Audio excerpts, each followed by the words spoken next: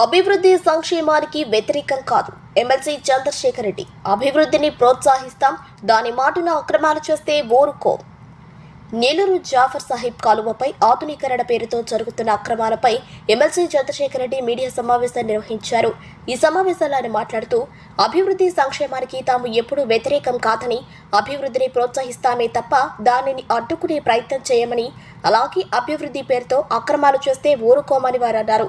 జాఫర్ సాహిబ్ కాలువ ఆధునీకరణ మాటున అక్రమాలు జరుగుతున్నాయని, అనాలోచిత నిర్ణయాల వల్ల నీటి వనరులకు ముప్పు ఏర్పడుతుండటమే కాక స్ట్రీట్ అండ్ ప్రాజెక్టు వల్ల నీటి పారుదల, పర్యావరణానికి జరిగే ఇబ్బందిపై ఎన్జీటీ దృష్టికి తీసుకువెళ్లామని, అయితే ఎన్జీటీ ఇచ్చిన ఆదేశాలు అటకెక్కించారని వారన్నారు.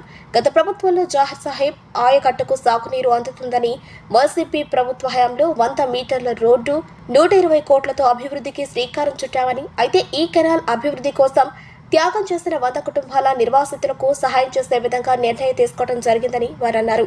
అయితే ఇప్పుడు టీడీపీ 1005 అనే జీవోతో అదే కెనాల్పై 200 షాపులకు అనుమతించారని, ఈ కెనాల్పై 200 షాపులకు అనుమతిస్తే ఈ రోడ్ బ్లాక్ కావడంతో పాటు ట్రాఫిక్ ఇబ్బంది కలుగుతుందని వారు తెలిపారు. అంతేకాక కాలువపై షాపులు ఏర్పాటు చేయడం వల్ల వ్యాపారం కూడా సరిగ్గా జరిగే అవకాశం లేదని వారన్నారు.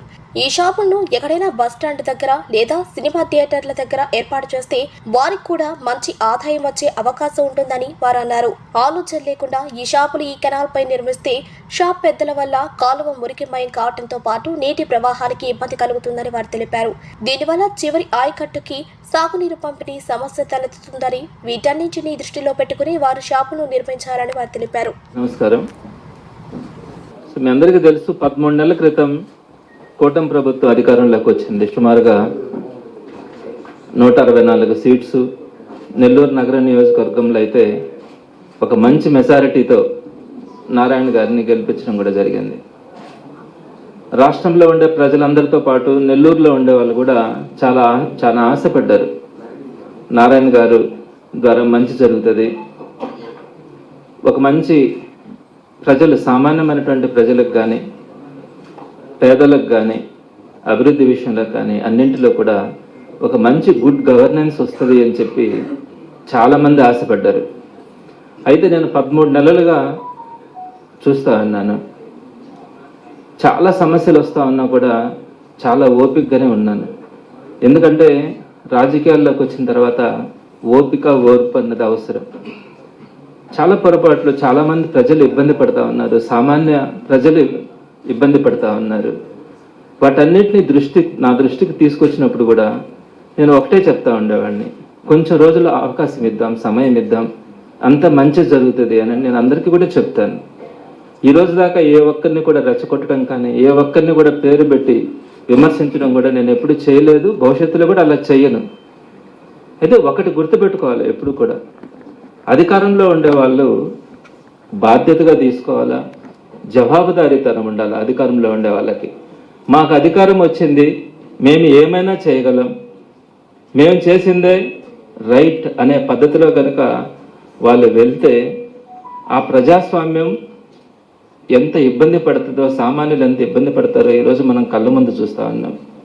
అలానే ఒక నాయకుడు అనే వాళ్ళు ఎప్పుడు కూడా ఎలా ఉండాలా అంటే ప్రజల శ్రేయస్సును కోరుకునే వాళ్ళలాగా ఉండాలి. నేను చెప్పిందే వేదం, నేను చెప్పేదే న్యాయం అనే పద్ధతిలో కనుక నాయకుడు వెళ్తే అది రాచరికం అనిపిస్తుందే కానీ ప్రజాస్వామ్యం అనిపించదు.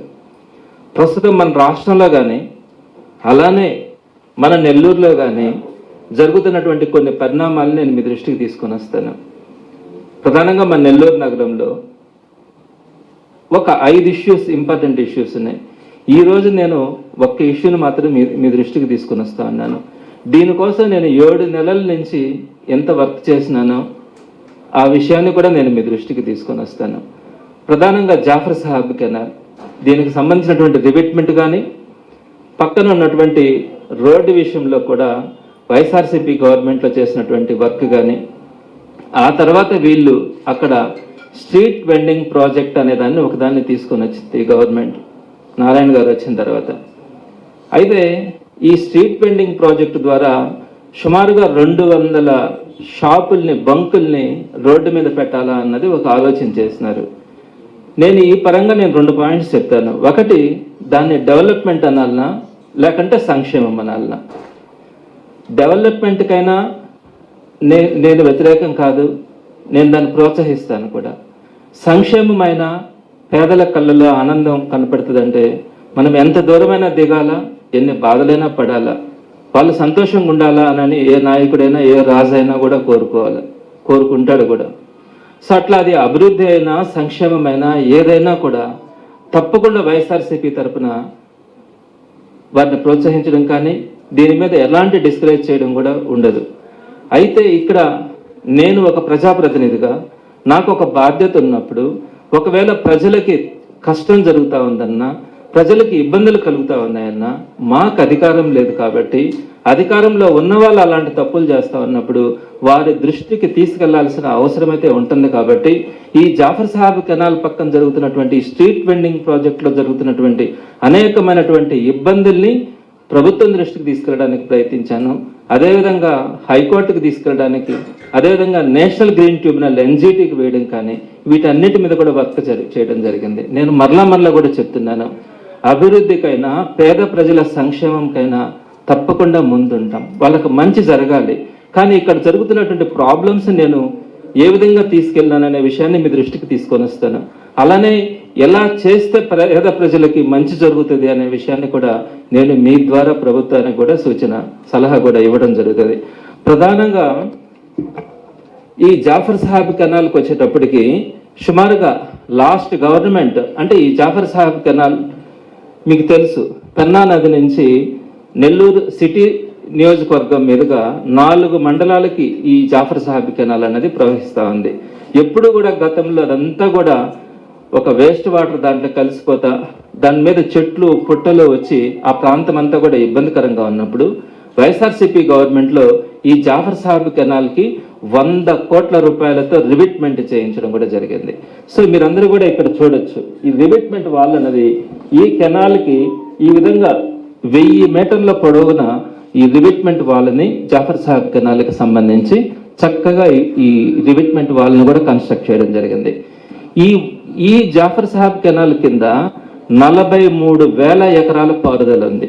ఈ కాలువ కింద 4 మండలాలలో నెల్లూరు రూరల్ కానీ, టీపీగూడూరు కానీ, ఇందుకూరుపేట కానీ, ముత్తుకూరు కానీ ఈ 4 మండలాలలో 43,000 ఎకరాలకి ఆ జాఫర్ సాహెబ్ కెనాల్ కింద పారుదల ఉంది.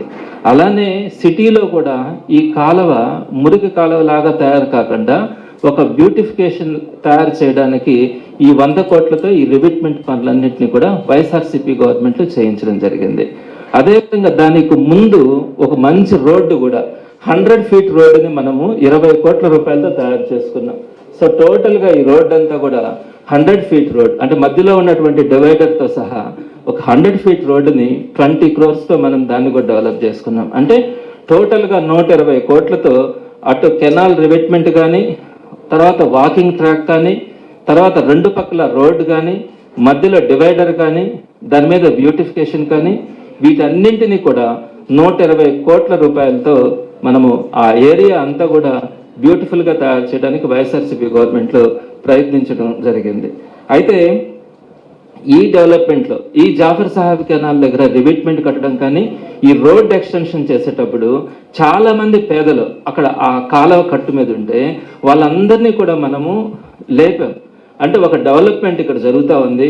దీని కింద 4 మండలాలకు సంబంధించినటువంటి ట్రాన్స్పోర్టేషన్ కానీ ఇవన్నీ కూడా ఉన్నాయి అన్న ఉద్దేశంతో అక్కడ ఉన్నటువంటి పేదలందరినీ కూడా మనం ఆ రోజు ఒప్పించి వారు చేసిన త్యాగంతో ఈరోజు మనము ఆ రివిట్మెంట్ కానీ, ఆ రోడ్డు కానీ, ఆ బ్యూటిఫికేషన్ కానీ ఇవన్నీ కూడా సాధ్యమైందంటే సుమారుగా 100 మంది పేదలు అక్కడ ఇల్లు కట్టుకొని చిన్న చిన్న అంగళ్ళు పెట్టుకొని బతుకుతా ఉంటే వారందరినీ కూడా అక్కడి నుంచి షిఫ్ట్ చేయించి మళ్ళా కూడా చెప్తా ఉన్నాను, వారు చేసినటువంటి త్యాగంతోనే ఈరోజు మనం ఆ ఏరియాని ఆ విధంగా డెవలప్ చేసుకోగలిగినాం. అయితే సుమారుగా వైఎస్ఆర్సీపీ గవర్నమెంట్లో 80% వర్క్స్ అన్ని కూడా మనం పూర్తి చేసినాం. 80% పనులు పూర్తయినాయి. ఇంకొక 20% వర్క్స్ ఉన్నాయి. టీడీపీ గవర్నమెంట్ అయితే వచ్చిన తర్వాత ఆ 20% మిగిలినటువంటి పనుల్ని తాకడానికి కూడా ఇష్టపడాల. అయితే ఇప్పుడు అక్కడ ఏదైతే షాపులు పెట్టాలనుకుంటున్నారో దానికి సంబంధించినటువంటి అడ్జసెంట్ పనులు చేయడానికి ప్రయత్నిస్తుందే కానీ టోటల్గా రివిట్మెంట్ కానీ ఆ కంప్లీట్ వర్క్ చేయాలన్న ఆలోచనతో ఈ 1 yearలో కూడా ఎలాంటి పనులు కూడా దాని గురించి ఆలోచించలే. ఆ తర్వాత వీళ్ళు ఏం చేస్తారంటే జీవో నెంబర్ 1005 అనేది ఒక జీవోని తీసుకొని వచ్చినారు. ఆ జీవో వల్ల ఈ ఈ ఈ కెనాల్ బండ్ మీద ఏదైతే ఈ కెనాల్ ఉందో ఈ కెనాల్ రివిట్మెంట్ పక్కన 200 షాపులు రోడ్డు పక్కన పెట్టడానికి ఈ గవర్నమెంట్ ఒక జీవోని తీసుకొని వచ్చింది. జీవో నెంబర్ 1005 తీసుకొని వచ్చింది. దీనికి సంబంధించి ఉన్నటువంటి సమస్యల్ని ఏ విధంగా దాని గురించి ముందుకెళ్ళినామనే విషయాన్ని నేను మీ దృష్టికి క్లుప్తంగా తీసుకొని వస్తాను. ప్రధానంగా మీరు ఒక విషయాన్ని చూడాలా, ఈ 200 షాపులు కనుక అక్కడ పెడితే ట్రాఫిక్ సమస్య విపరీతంగా పెరిగేదానికి అవకాశం ఉంటుంది. ఎందుకంటే టోటల్గా షాప్ ఉంది, ఆ షాపుకు ముందు మళ్ళీ కొంత ప్లేస్ని పెట్టినారు. ఆ ప్లేస్ అంతా కూడా కూర్చోవడానికంట. ఆ తర్వాత 18 అడుగులు రోడ్డు పెట్టారు. ఆ తర్వాత మళ్ళీ డివైడర్, ఆ తర్వాత మళ్ళీ 18 అడుగులు రోడ్డు కేటాయించారు.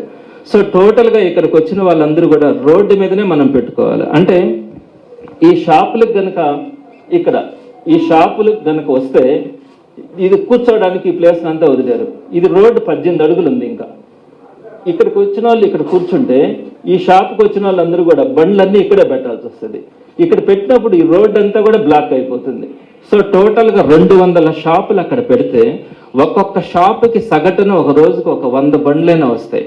అన్ని రాకపోతే ఆ వ్యాపారం కూడా జరగదు. అంటే సుమారుగా రోజుకి ఒక 20,000 పార్కింగ్, అంటే 2 వీలర్స్ కానీ 4 వీలర్స్ కానీ వీటన్నింటినీ కూడా రోడ్డు మీద పెట్టాల్సిన పరిస్థితి అయితే ఉంటుంది. ఆ విధంగా ఆ రోడ్డు మీద మొత్తం పార్కింగ్కి ఉన్నటువంటి 18 అడుగుల రోడ్డు, ఈ 18 అడుగుల రోడ్డు టోటల్గా కనుక ఇక్కడ కనుక పెట్టేస్తే ట్రాఫిక్ మొత్తం బ్లాక్ అయిపోయి దాని కింద సుమారుగా 4 మండలాలకి రోజుకి 15,000 బస్సులు కానీ లారీలు కానీ ఆ రోడ్డు మీద పోతూ ఉంటాయన్నది ఒక అంచనా. అవన్నీ కూడా ఇబ్బంది పడే పరిస్థితి ఉంటుంది. ఏ ఉద్దేశంతో అయితే, ఎంతమంది త్యాగంతో అయితే మనకు అదంతా ఏర్పడిందో, ఇన్ని కోట్ల రూపాయలు పెట్టి ఏదైతే అక్కడ డెవలప్ చేసినామో ఆ ట్రాఫిక్ సమస్య విపరీతంగా అక్కడ పెరిగి, అక్కడ చూస్తే సర్వీస్ రోడ్డు లేదు, పార్కింగ్ సపరేట్ ప్లేస్ ఏమీ ఏర్పాటు చేయాల. సో ఈ కారణాల వల్ల మొత్తం ట్రాఫిక్కి ఇబ్బంది కలిగే పరిస్థితి ఉంటుంది. అదేవిధంగా కాలువలో అంటే టోటల్గా ఇక్కడ చూడండి, ఇక్కడ షాప్స్ పెట్టిన తర్వాత ఆ పైన అంతా కూడా కూర్చొని తినడానికి పెట్టారు. వచ్చి దీంట్లో ఈ కాలువలో అంతా కూడా డస్ట్ వేస్తారు. అక్కడ తిన్నాటివి తాగినాటివి అన్నీ కూడా ఇక్కడ దీంట్లోకి అక్కడి నుంచి ఇసిరేసి దీంట్లో ఈ కాలువలో వేస్తారు. ఈ కాలువలో వేసినప్పుడు ఈ కాలువ ఖచ్చితంగా బ్లాక్ అవుతుంది. ఆ విధంగా బ్లాక్ అయినప్పుడు తప్పకుండా కూడా అక్కడ దోమలు కానీ ఇవన్నీ రావడం కానీ, పారిశుద్ధ్య సమస్య ఏర్పడి ఆ చుట్టుపక్కల ఉన్న ప్రాంతాల్లో వాళ్ళకి అంటువ్యాధులు విపరీతంగా వచ్చేదానికి అవకాశం ఉంది. అదేవిధంగా ఈ కాలువ కనుక బ్లాక్ అయితే సుమారుగా 4 మండలాలకు సంబంధించి 43,000 ఎకరాలకు సంబంధించినటువంటి పారుదల కాలువ కాబట్టి అక్కడ ఉన్నటువంటి వ్యవసాయదారులందరికీ కూడా ఈ కాలువ కనుక బ్లాక్ అయితే ఇబ్బంది పడే పరిస్థితి ఏర్పడుతూ ఉంది. అలానే ఇంకొక విషయం కూడా, ఈ ఎప్పుడు కూడా కాలువలు అయిన తర్వాత కాలువల పక్కన 20-30 అడుగులు పోరంబోక ల్యాండ్స్ ఉంచుతారు. ఎందుకంటే అక్కడ ఉన్నటువంటి పూడికను తీసుకోవాలంటే ఒక జేసీబీ కానీ ఒక ట్రాక్టర్ కానీ అక్కడ తిరిగి ఆ బండ మీద ఆ కట్ట మీద తిరిగి ఆ కాలువని క్లియర్ చేసుకోవడానికి 20-30 అడుగులు పోరంబోక ల్యాండ్ అని చెప్పి ఉంచుతారు. ఆ పోరంబోక ల్యాండ్ను ఆక్రమించుకోవడం కూడా నేరం.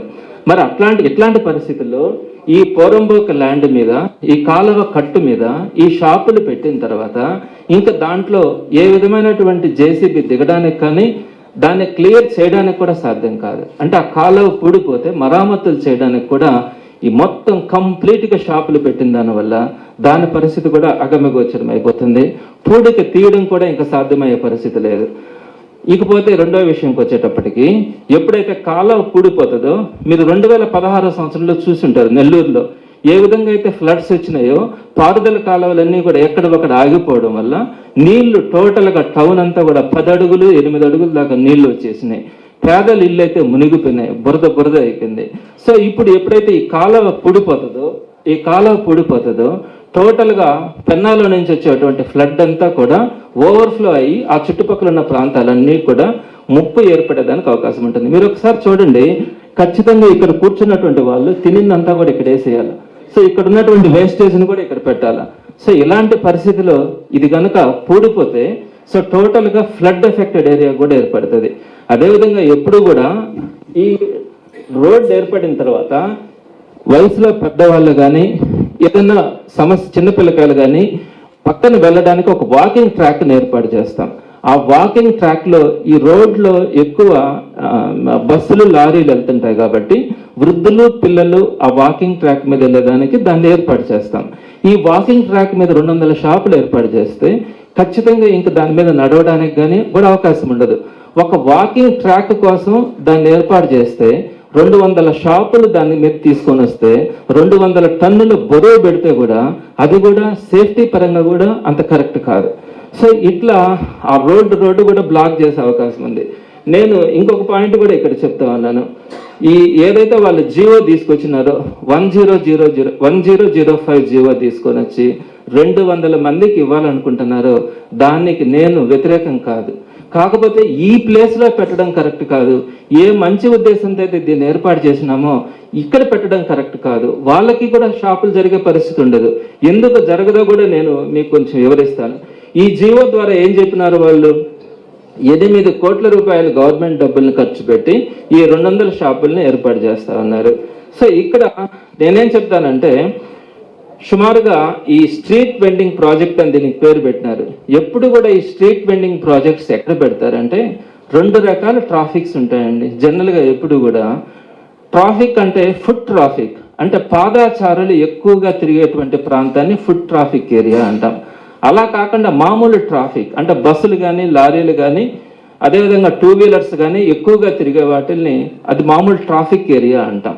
సో ఎప్పుడు కూడా ఇలాంటి స్ట్రీట్ వెండింగ్ ప్రాజెక్ట్స్ అన్ని కూడా ఎక్కడ పెట్టాలా అంటే ఫుట్ ట్రాఫిక్ ఎక్కువగా ఉండే ఏరియాస్లో పెట్టుకుంటారు. ఫుట్ ట్రాఫిక్ ఏరియాలు అంటే ఆర్టీసీ బస్ స్టాండ్కి సమీపంలో కానీ రైల్వే స్టేషన్ సమీపంలో కానీ పార్కుల సమీపంలో మనకు చాలా పార్కులు డెవలప్ అవుతున్నాయి. పార్కులు కానీ సినిమా థియేటర్ల దగ్గరగా ఉండే దగ్గరలో కానీ మాల్స్కి దగ్గరలో కానీ ఇలాంటి వాటిల్ని ఎక్కువ ఫుట్ ట్రాఫిక్ ఉంటుంది అని అంటాం. ఫుట్ ట్రాఫిక్ ఎక్కువగా ఉండే దగ్గరలో కనుక ఇలాంటి ప్రాజెక్ట్స్ని కనుక పెట్టగలిగితే ఆ పెట్టుకున్నటువంటి షాప్స్కి కూడా బిజినెస్ జరిగేదానికి అవకాశం ఉంటుంది.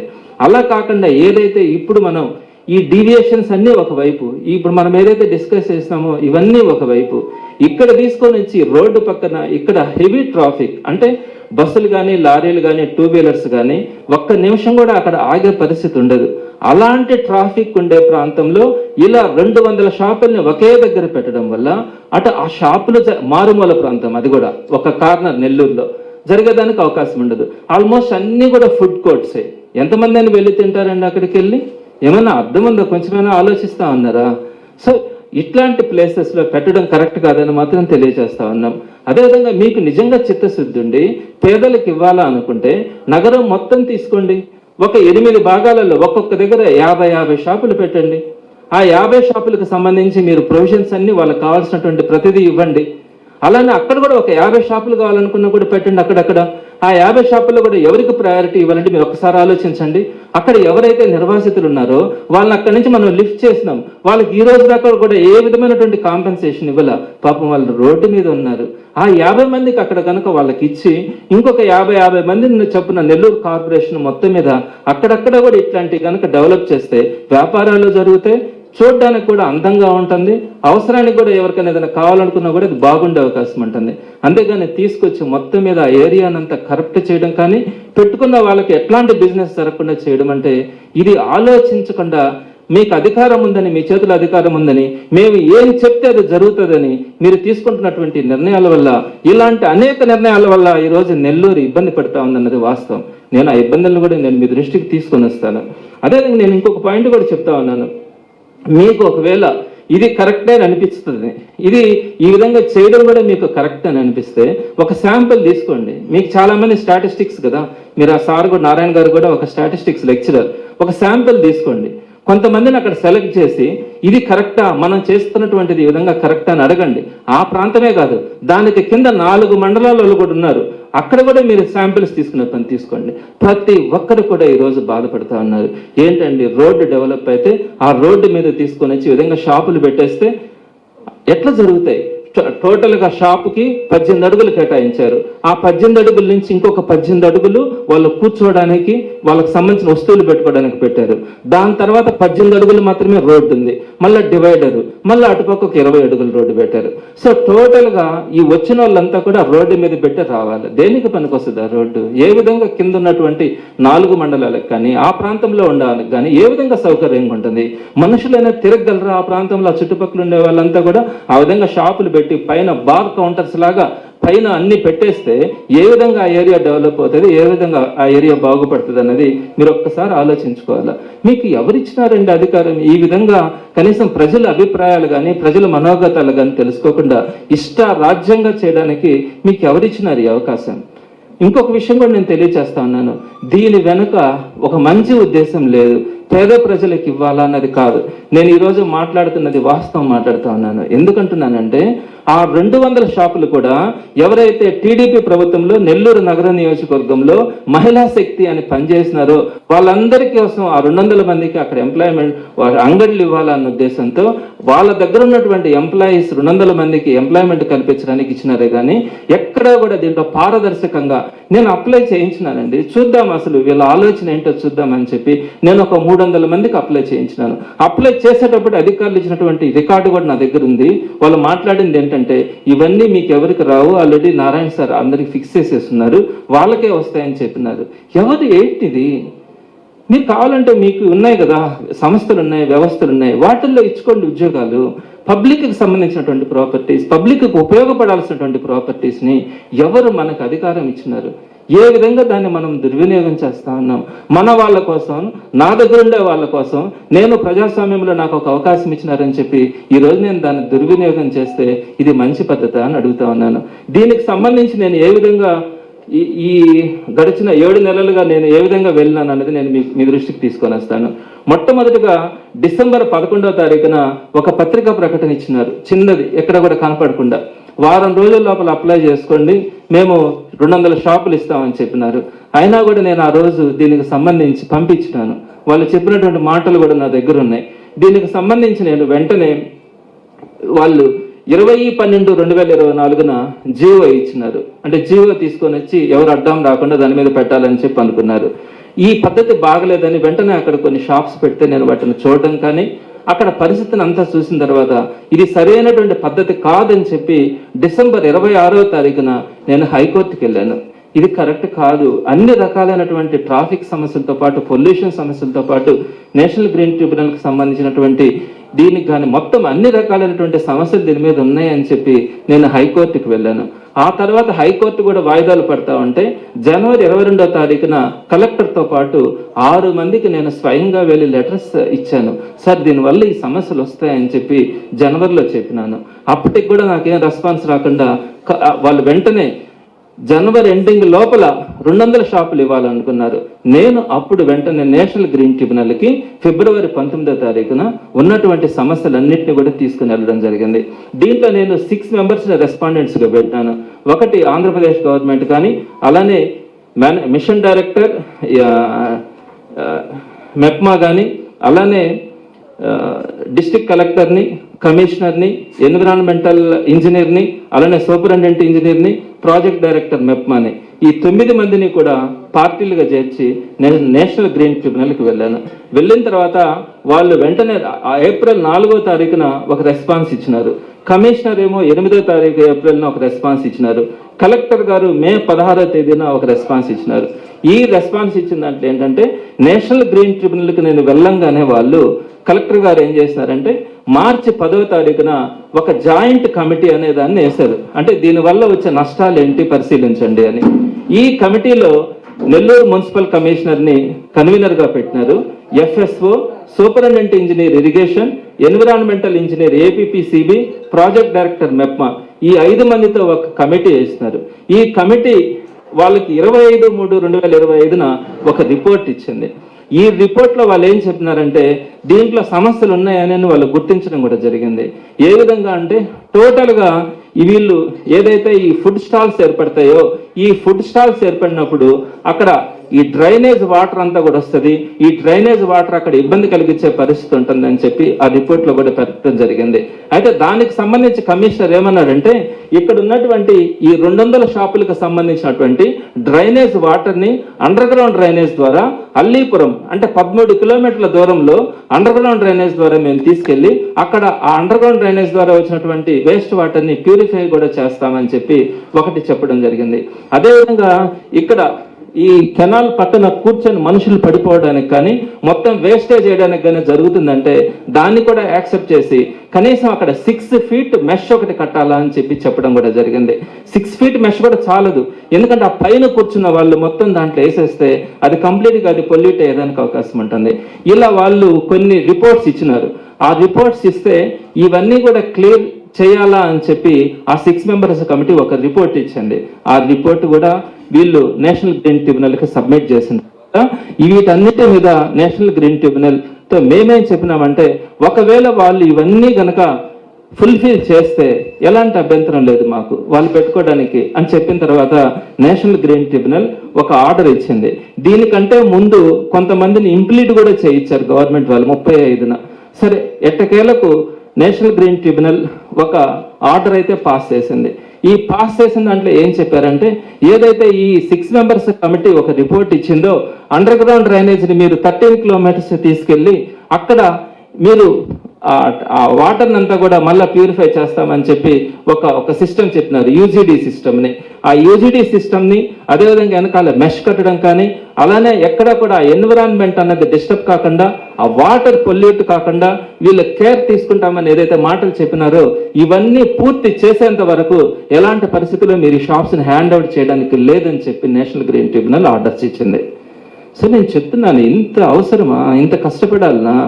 ప్రజలకు సంబంధించి మీరు తీసుకున్నటువంటి నిర్ణయాలు, మీరు ప్రజలను అడిగితే చెప్పేటువంటి నిర్ణయాల్ని మీకు కనపడట్లేదా?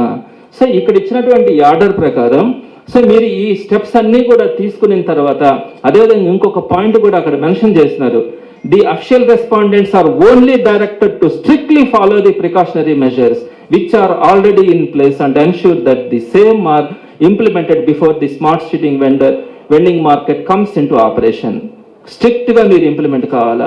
అదేవిధంగా మా ప్రయత్నాన్ని కూడా అప్రిషియేట్ చేసింది, మీరు ఒక మంచి ప్రయత్నం చేస్తున్నారని చెప్పి, while the apprehensions raised by the applicant are duly appreciated, ఇవన్నీ కూడా మీరు ఒక మంచి పని కోసం చేస్తున్నారని అప్రిషియేట్ కూడా చేయడం జరిగింది.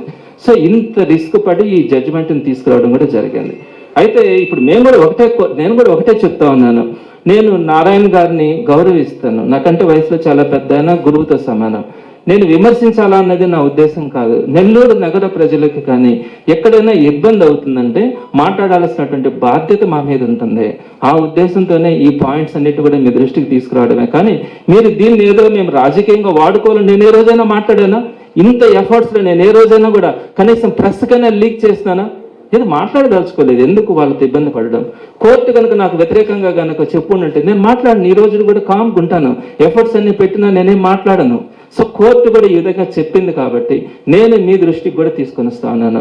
రేపటి రోజు నేను కలెక్టర్ గారి దగ్గరికి వెళ్తాను, ఈ జడ్జిమెంట్ ఈ విధంగా ఉంది, దీన్ని ఇంప్లిమెంట్ చేయండి అని నేను కలెక్టర్ గారిని కూడా రేపు కలవబోతా ఉన్నాను. మీరు ఆలోచించండి ఒక్కసారి, అక్కడ 200 షాపులు పెడితే ఆ షాపులోకి ఏమన్నా జరుగుతాయా? ఆ ప్లేస్ పరిస్థితి ఏంటి? ఆ కాలువ పరిస్థితి ఏంటి? అవి ఏమీ చేయకుండా మీకు దీన్ని ఇచ్చే అధికారం ఎవరిచ్చినారు? అదేవిధంగా మన ఇన్స్టిట్యూషన్స్ ముందుగా ఆ విధంగా షాపులు పెడితే మనం గమనుంటామా? సో ఇది మంచి పద్ధతి కాదు అని తెలియజేస్తాను. అదేవిధంగా ఇంకొక 2 ఇష్యూస్ కూడా ఉన్నాయి, వాటి గురించి కూడా నేను రేపెల్లుండిలో మీ దృష్టికి తీసుకురావడం కూడా జరుగుతుంది. నారాయణ గారిని కూడా నేను ఒకటే రిక్వెస్ట్ చేస్తా ఉన్నాను, మీరు ఆలోచించండి, పేద ప్రజలకు మంచి చేయండి, డెవలప్మెంట్ గురించి ఆలోచించండి, అందరికీ ఉపయోగపడేలాగా మంచి నిర్ణయాలు తీసుకుంటే వైఎస్ఆర్సీపీ మీకు అండగా ఉంటుందని కూడా నేను తెలియజేస్తా ఉన్నాను. అంతేగాని ఇలా ప్రజలకు ఇబ్బంది కలిగే పరిస్థితులు, మీ కార్యకర్తలు మీ నాయకుల కోసం నెల్లూరు సిటీని తాకట్టు పట్టే పరిస్థితి ఉంటే మాత్రం ఎటువంటి పరిస్థితుల్లో వైఎస్ఆర్సీపీ ఒప్పుకోదని కూడా తెలియజేస్తా ఉన్నాను. సో అదే రాలేదని చెప్పారు. సరే, వాళ్ళని తీసుకొని కూడా నేను వెళ్ళాను, వాళ్ళకైనా కొంచెం న్యాయం చేయండి, ఇవ్వాలనుకుంటే వాళ్ళకి ఇవ్వండి అంటే ఎవరు పట్టించుకుంటారు? అది ప్రజాస్వామ్యం మనకు ఉండేటువంటి విలువ. కనీసం ఒక పేదవాడు మాట్లాడితే ఆ రోజు అక్కడ బ్రహ్మశాల గుంట దగ్గర కూడా నెట్ట నిలువున రాత్రికి రాత్రి ఎత్తేయాలనుకుంటే పోయి అడ్డంగా పడుకుంటే తప్ప వాళ్ళకి అక్కడ న్యాయం జరగలేదు. సో ఇది ఆలోచించాలా. ప్రజాస్వామ్యంలో ప్రతిపక్షంలో పనిచేస్తే ప్రజల విలువ తెలుస్తుంది, కార్యకర్త మనసు తెలుస్తుంది. ఈరోజు ప్రతిపక్షంలో ఉన్నాము, మేము తిరుగుతూ ఉన్నాము, ప్రజల మధ్యలో ఉన్నాము, వాళ్ళ బాధలు తెలుస్తూ ఉన్నాయి. కాబట్టి మేము ఈరోజు ప్రజాస్వామ్యంలో ప్రతిపక్షంగా అధికార పక్షానికి వినయపూర్వకంగానే తెలియచేస్తూ ఉన్నాం. వినకపోతే అప్పుడు మళ్ళా ఎలా చేయాలా అన్నది మాత్రం కార్యాచరణ తీసుకుంటాం.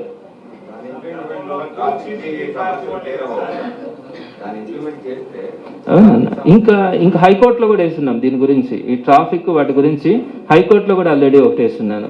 నేషనల్ గ్రీన్ ట్రిబ్యునల్కి సంబంధించి ఇక్కడ కొన్ని పాయింట్స్ వేస్తాం. హైకోర్టులో ఈ ట్రాఫిక్ వీటి గురించి హైకోర్టులో వేస్తున్నాను. అది ఇంకా రాలేదు. అది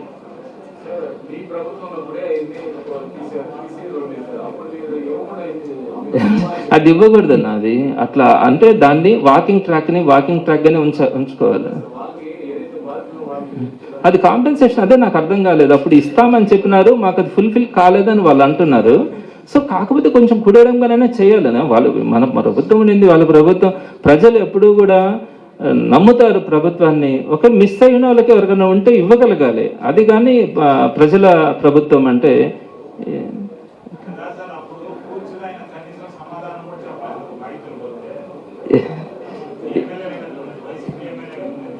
అవునన్నా, అట్లేమి ఉండదన్న. చెప్పుంటారు, ఇస్తామని అంటారు, కానీ ఎక్కడో అది ఆ ఫైల్ కొంచెం లేట్ అయి ఉంటుంది.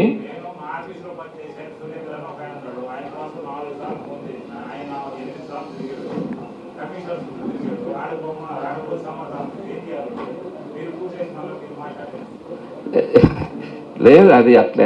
ఇప్పుడు ఒక మంచి వర్క్ చేస్తా ఉన్నాం, కొంచెం ఇబ్బందులు ఉంటాయి. వాళ్ళందరికీ కూడా ఈ రోజు కాకుండా రేపటికైనా కూడా దాన్ని ఫుల్ఫిల్ చేయాలి. ఆ ఒకటిద్దరి కోసం టోటల్ ప్రాజెక్ట్ ఆపేయలేరు కదనా. సో డెఫినెట్గా వాళ్ళకి మంచి జరగడానికి ఇప్పుడు కూడా ప్రయత్నిద్దామన్న, దాంట్లో ఏం డౌట్ ఏం లేదు. డెఫినెట్గా నేను ఫస్ట్ వెళ్ళింది కమిషనర్ దగ్గరికి కానీ కలెక్టర్ గారికి లెటర్ పెట్టింది వాళ్ళకి న్యాయం చేయండి అనే చెప్పింది కూడా. వాళ్ళకి ముందు సుమారుగా 100 మంది ఉన్నారు. ఆ 100 మందికి న్యాయం చేయండి అని చెప్పి నేను కలెక్టర్ గారిని కూడా కలిసినాను. డెఫినెట్గా నన్ను ఇస్తే వాళ్ళకే ఇవ్వాలా. అది ఆడ ఒక 50 నుంచి ఒక 100 లోపల పెట్టొచ్చాము. అక్కడక్కడ పెడితే ఒకే దగ్గర కాకుండా పెడితే అటువంటి పెట్టినప్పుడు అక్కడుండే వాళ్ళకే ఇవ్వాలా అన్నది మనం తప్పకుండా మాట్లాడాలా. అవసరం ఉంది. వాళ్ళ త్యాగం లేకుంటే ఈరోజు అది రాదన్నది అందరి అభిప్రాయం కూడా. ఇంకేదన్నా ఉన్నాయా? రేపు ఇంకొక మంచి టాపిక్ మీద పెడతాను.